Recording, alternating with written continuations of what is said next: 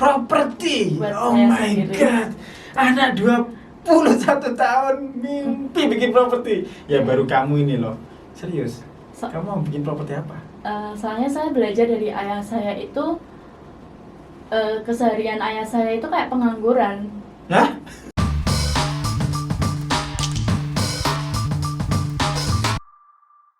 Hai Kotoper sekalian, jumpa lagi dengan saya Mas Irfan.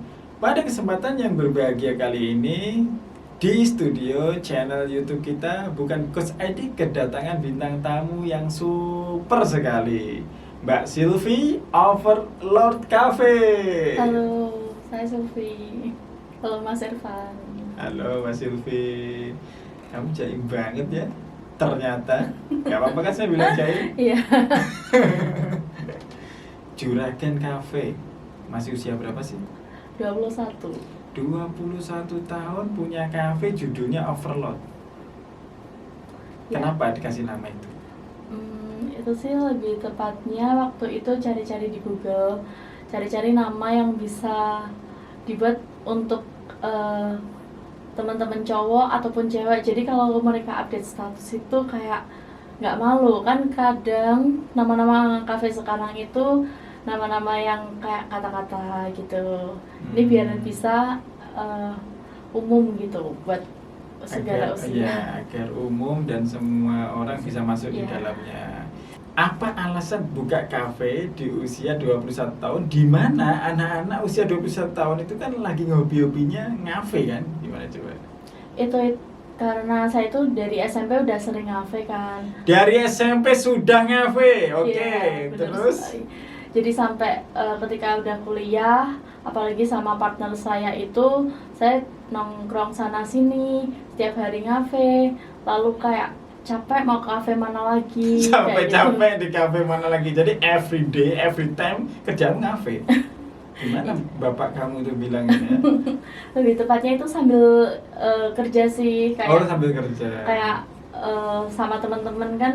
Dulu saya pernah kerja di suatu kantor dinas gitu. Jadi teman-temannya kan juga sering makan sana sini. Akhirnya kita teman kuliah saya juga ada, SMP ada, SMA ada.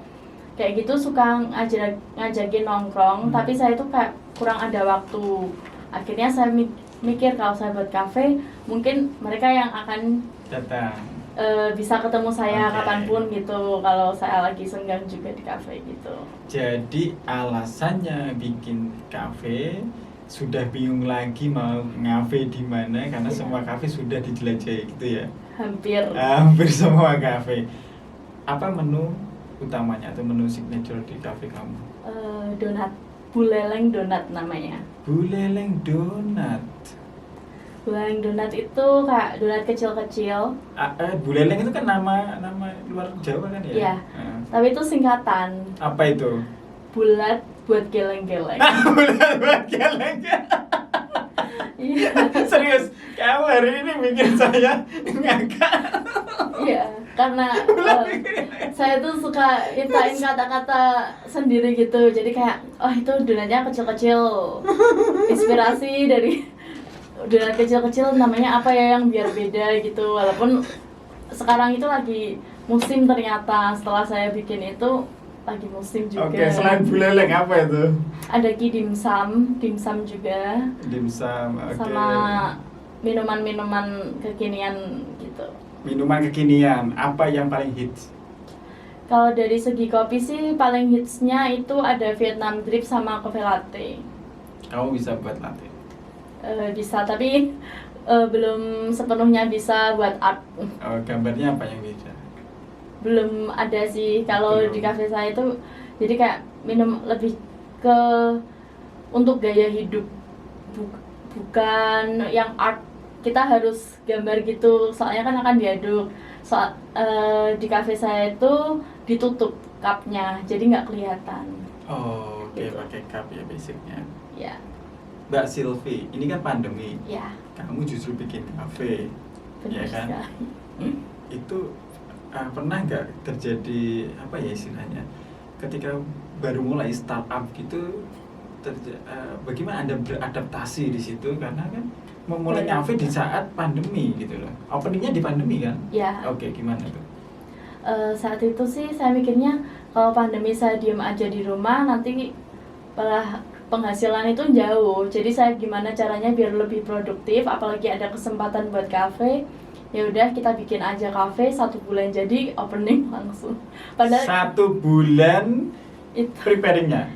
1 bulan bangunnya kafe langsung buka. Oh, Jadi kita itu buka luar belum punya menu sama biasa. sekali.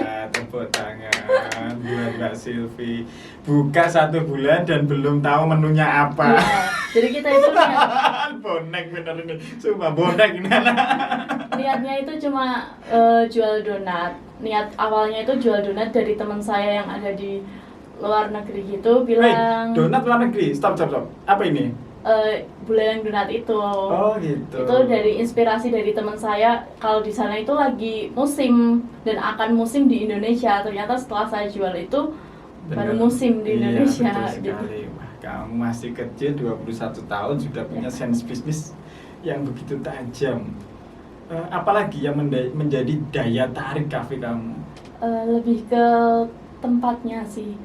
Tempatnya itu gimana? dipakai kayu, tapi kayunya itu bukan yang seperti kayak warung. Jadi lebih ke kuno-kuno American style gitu. American style, oh my god. Saya nggak habis pikir. Saya lihat kamu tadi itu pertama sudah gimana ya? Benar-benar ekspektasi saya itu sudah overload ya. Overload tadi benar. Mbak Silvi, bagaimana Anda mengatur ya ritme bisnis dengan kehidupan pribadi Anda? Apakah kehidupan pribadi Anda sepenuhnya bisnis atau Anda bisnis itu menjadi bagian dari kehidupan Anda? Lebih tepatnya bisnis jadi bagian kehidupan saya sih. Soalnya udah dari SD saya udah mulai kecil-kecilan jualan. Jadi kayak jualan kafe pun ini itu kayak air mengalir aja gitu. Kayak air mengalir, padahal di mana-mana ya namanya Ya. mau opening cafe itu bayar konsultannya aja mahal. Paling enggak 50 sampai 100 juta lah itu untuk konseptornya saja. Kalau kamu 100 juta jadi apa itu? 1 juta, 100 juta. 100 juta. Kafe saya aja nggak sampai segitu. Enggak sampai budgetnya. segitu. Dan ramenya minta ampun ya. Alhamdulillah. Luar biasa. Ini anak milenial yang kayak gini nih. Kalau seandainya ada 10 aja di Kediri kayak kamu ya kan, itu sudah nutup itu PAD-nya Kediri. Gitu ya. Terima kasih. Tapi kan nggak semua orang setiap hari ngafe ya. Ya. Oke. Mbak Silvi, apa suka dukanya membangun sebuah bisnis kafe menurut Anda? Kalau suka dukanya sih mungkin dilihat teman-teman itu banyak sukanya ya buat kehidupan saya, karena saya itu juga sering update status biasa aja kayak kesana kemari. Tetapi di bisnis kuliner ini tuh baru pertama kali buat saya, jadi kayak wah ternyata bisnis kuliner itu juga harus sabar, lebih tepatnya. Harus sabar. Harus sabar. Oke. Jadi hal spesial apa yang ada di kafe Anda sehingga Orang menjadi suka datang ke kafe Anda? Jadi kalau menurut saya pribadi sih orang bakal balik ke kafe saya itu setelah mereka sudah purchase di kafe saya. Merasakan bagaimana Ya, pelayanan yang baik tadi. pelayanan yang baik sama rasa yang saya berikan buat kualitas produk itu. Jadi kayak kalau mereka udah beli pasti 1-2 kali bakal balik. Lebih tepatnya gitu. By the way, kamu pinter banget nih menjelasin tentang apa itu kafe dan seputar kafe. Kamu belajar di mana kalau kita tahu? Otodidak. Otodidak. Otodidak. Kamu lahir di Kediri? Iya. Oh iya. Besar di Kediri? Besar Sekolah di Kediri? Iya. Memang anak Kediri itu hebat. Tepuk Ya. tangan untuk anak Kediri. Luar biasa sekali. Mbak Silvi, what's next? Apa planning kamu setelah ini? Setelah bikin cafe overload tadi ya, terus kemudian apa bisnis plan kamu setelah ini? Sebenarnya itu bikin kafe itu sebagai batu loncatan aja buat cari modal lebih gede buat jalan di properti sih. Properti? Buat Oh saya my sendiri. god, anak 21 tahun mimpi bikin properti. Ya baru kamu ini loh, serius. Kamu mau bikin properti apa? Soalnya saya belajar dari ayah saya itu, keseharian ayah saya itu kayak pengangguran. Hah? Jadi kayak enak ya, seminggu bisa liburan 2-3 kali keluar kota mancing sama teman-temannya, kayak nggak repot gitu. Jadi cita-cita saya itu nggak kerja. Oh gitu. Jadi ayahmu mau kerja di properti ya? Ya ada, sebenarnya usaha utamanya sih percetakan, cuma ya ada sampingan Oh my gitu. god. Kamu dikasih makan apa sih? Saya jadi penasaran untuk datengin ayahmu ke sini. Jadi bintang tamu kita selanjutnya luar biasa, tepuk tangan untuk Mbak Silvi. Saya berkali-kali harus kasih applause ke kamu. Serius. Saya nggak nyangka ya, ternyata ada potensi anak muda sebesar ini di kota Kediri ini. Mbak Silvi, apa bisnis wisdom ya, atau sesuatu yang bisa kamu share ke teman-teman milenial terutama, agar bisa mengikuti jejak sukses kamu sampai hari ini, bisa memiliki sebuah usaha sendiri yang usaha tersebut sudah bisa memberikan banyak sekali keuntungan bagi Anda, bukan hanya sekedar tempat nongkrong untuk ngopi. Silahkan. Jadi buat teman-teman yang masih seusia saya ataupun lebih, bahkan masih belum lulus kuliah ataupun masih SMA, kalau kalian punya sesuatu yang sekiranya kalian sukai, jalani aja, nggak apa-apa kalian itu boros di awal, ataupun kalian itu suka nongkrong, suka ini, suka jalan-jalan, semua itu pasti ada pengalaman yang bisa dipetik. Jadi belajar itu nggak harus dari sekolah, dari lingkungan kalian tumbuh, kalian yang biasanya hidup di mana aja itu bisa jadi pelajaran berarti. Bahkan saya itu habis kayak di suatu kota, saya itu kulakan barang ya, itu bisa jadi pelajaran banget buat saya, kayak mengenal orang. Oh ternyata ada orang yang sifatnya itu berbeda-beda dalam dunia kerja itu. Jadi jangan diem aja di rumah, mantengin HP aja itu boleh, kerja di HP aja boleh, tapi kalian harus lihat dunia luar dan kenal orang secara nyata, nggak cuma di dunia maya aja. Oke, tepuk tangan. Luar biasa sekali. Ini anak 21 tahun bisa ngomong kayak gini. Saya jadi merinding, ngerti nggak? Oh my god. Mbak Silvi, Ya. sudah lihat tentang program kita yang baru, Mas Irfan Business Challenge atau MBC batch 1 bulan April ini? Sudah sih, kapan hari itu muncul di Instagram sponsor saya. Oh gitu. Apa pendapat Anda? Bagus banget itu buat kaum milenial ya, buat di Kediri, apalagi ini berada di Kediri, jadi kayak peluang banget buat seumuran kita yang kurang modal ataupun butuh bantuan, jadi bisa dimodalin dari event itu. Oh, luar biasa sekali.